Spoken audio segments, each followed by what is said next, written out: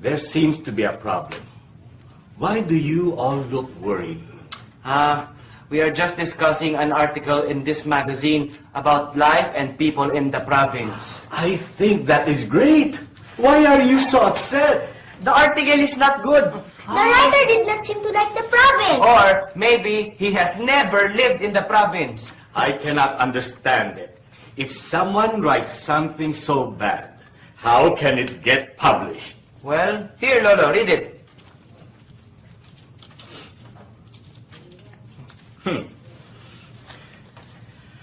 A week ago, I had an unforgettable experience.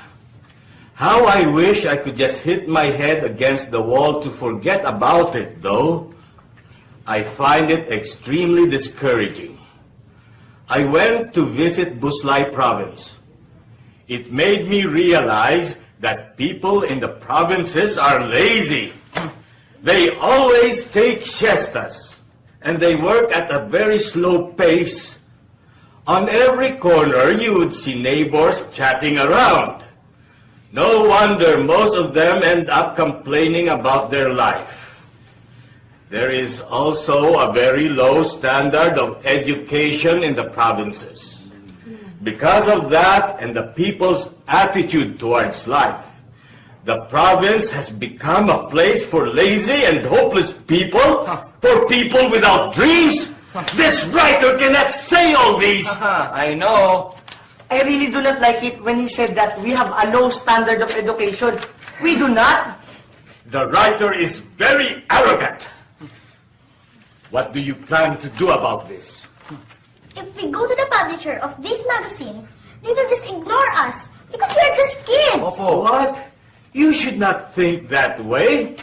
Never ever say that you are just kids. You should be the first ones to believe in yourselves. Otherwise, no one will. Well, Lolo, even if we believe in ourselves, we do not have the means to go all the way to the publisher. You know what? You are missing something out. Writing a letter. Yes. That would be the answer. Writing a letter to the editor would be a good idea to express how we feel. This is what I will write. All right. Ever dearest Miss Editor. Hello there. How are you? I hope you are doing great. I am fine, but I am not very happy with what I read from your magazine. I hope you will be nicer the next time because me and my friends are offended. Thank you. I hope that you will write back soon. Love lots, Ingo.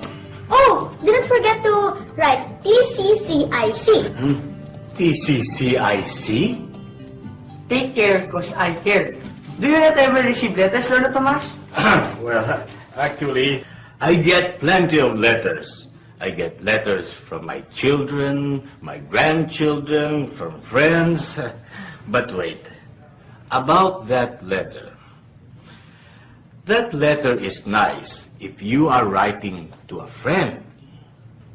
But this is how to write a letter. This is what Miss Regala said. I am not saying that that letter is wrong. I am only saying that that letter is a friendly letter. You see, there are different kinds of letters. There is a business letter, a thank you letter, a letter of invitation, and a lot more. They all have different approaches. What we need to write is a letter to the editor.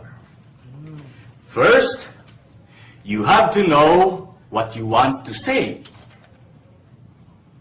You have to go direct to the point. Eh, Lolo, wala naman po atang galang yun. Can we not ask how the editor is? Or tell her about my studies? Ingo, the editor has a lot to do.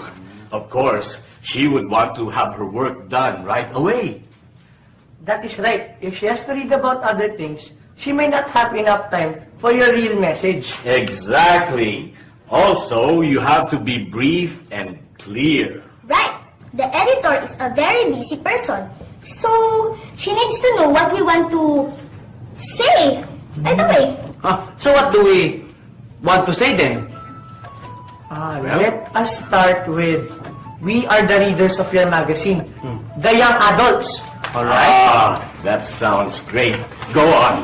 After this, we will put it down on a clean sheet of paper. All right. Okay. And I will also write Karen a letter. I will tell her all about our letter to the editor. Yes. I am sure she will be excited. All right. What were you saying?